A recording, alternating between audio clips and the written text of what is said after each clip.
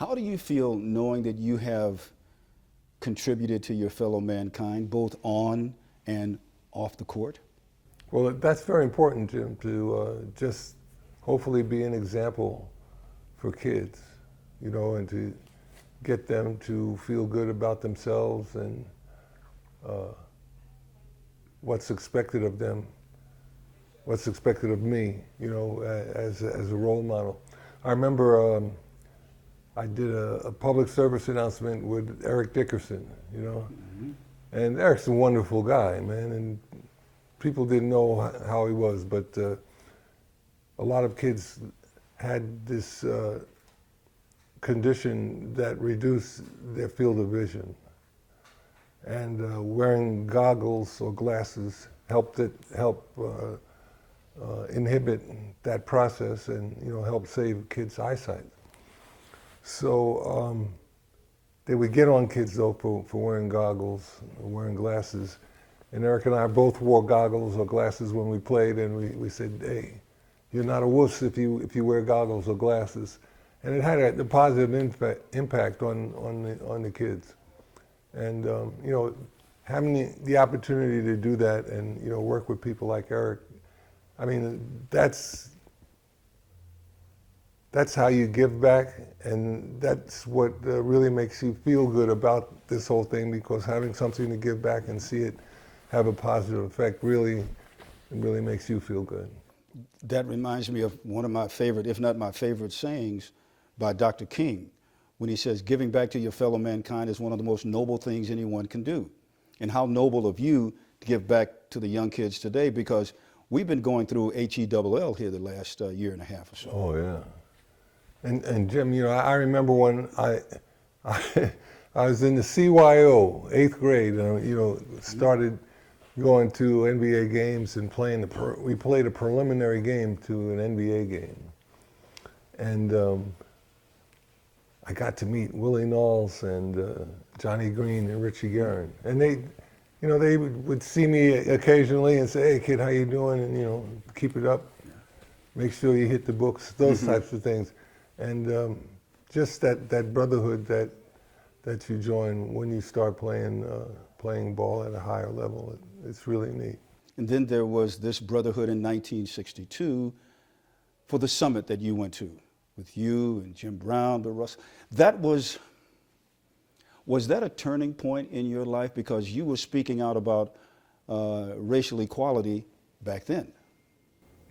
Jim, I had always felt compelled to speak out on that issue ever since you know, Emmett Till was murdered in 1955.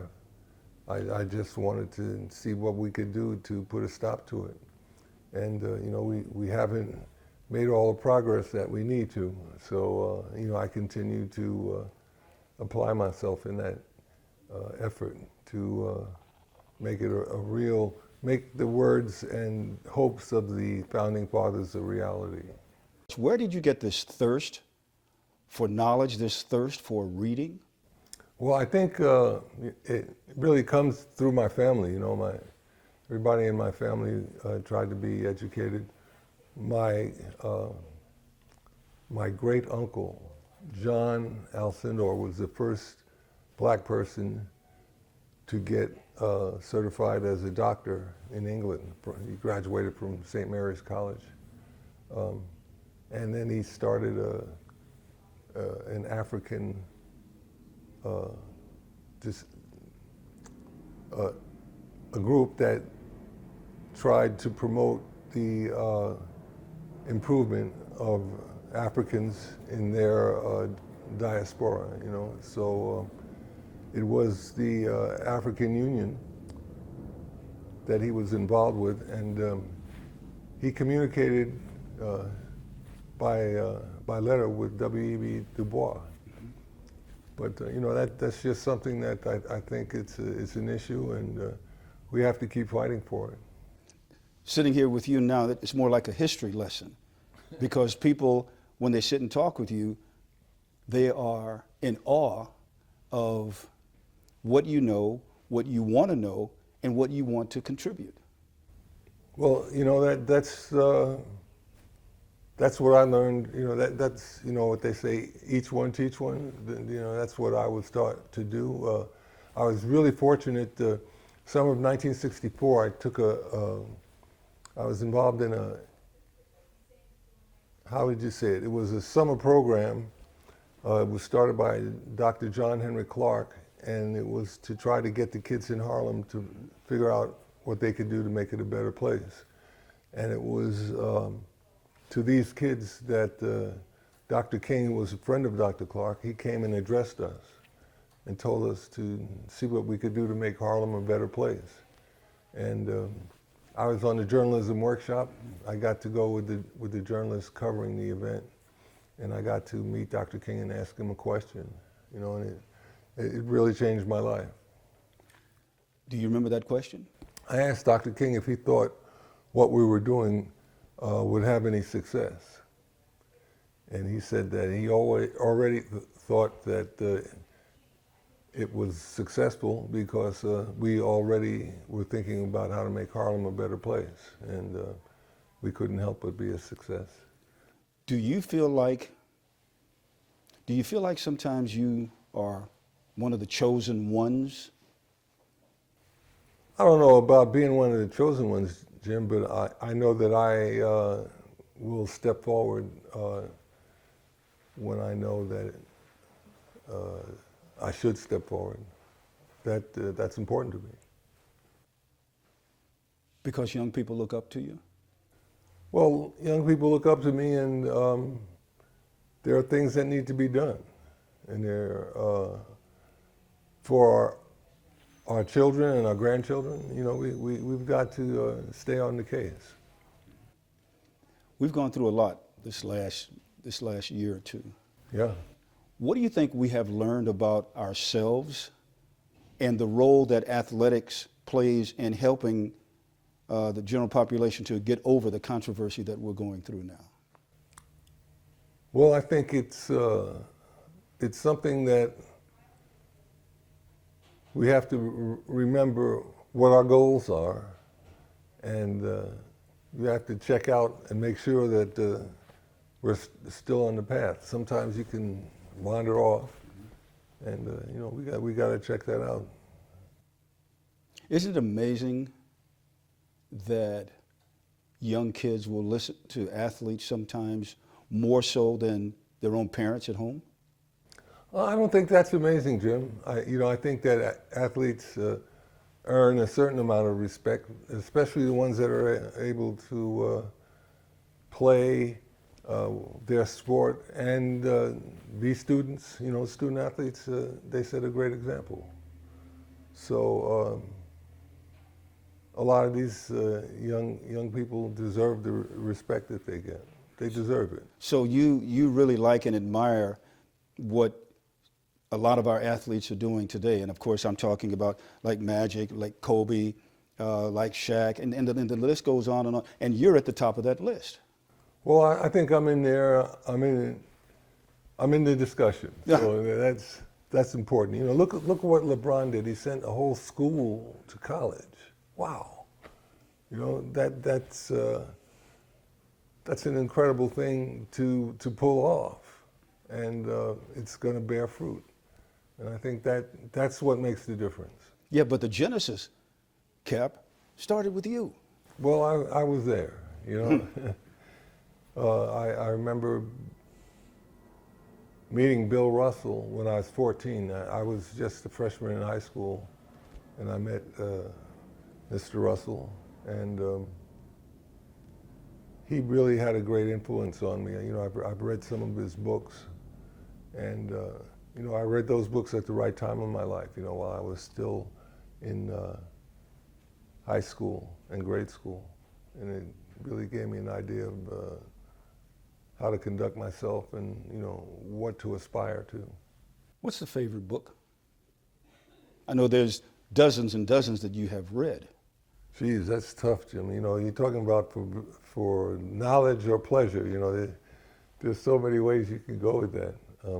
For pleasure, Tinker Tailor Soldier Spy by John le Carre. And, I think the autobiography of Malcolm X is an important book for most Americans to read, especially the ones who don't understand what this country is all about.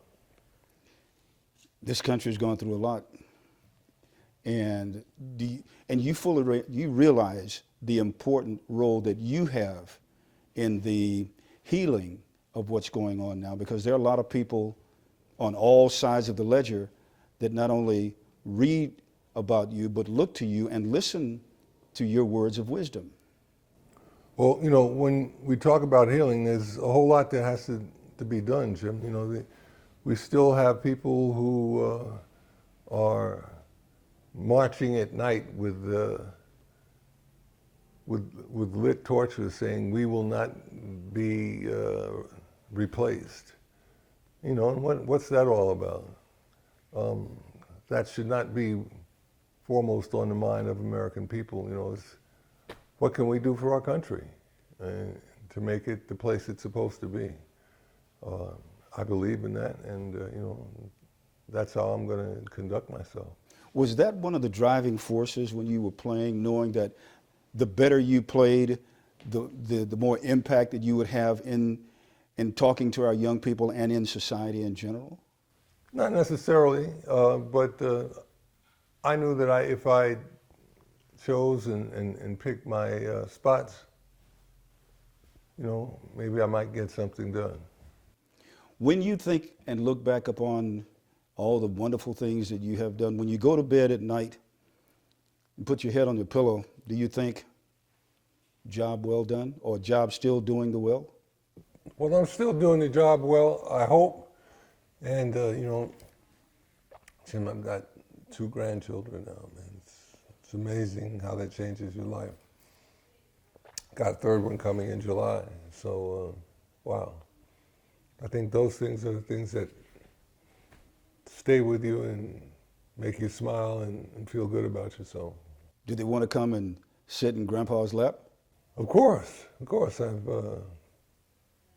already had that pleasure. So I'm going to keep on keeping on with that. You are, you know how lucky you are? Yeah. I mean, there's a lot of people who do a lot of things and achieve a lot of things, and they don't know how fortunate you are. They are, I should say. But you know exactly how lucky you are and how blessed you are and have been. Yeah, I've really had some wonderful opportunities and been able to take advantage of it, and that's been, you know, just about hard work and some good luck. If there was one piece of wisdom that you would like to impart on your fellow mankind about what we have gone through and the road ahead, the long road ahead, what would that piece of wisdom be? Hey, I just tell my fellow human beings to remember, you know, treat others as you yourself wish to be treated. Can't do bad if you follow that axiom. So, you know, I'll leave it at that, and I hope people are able to do that.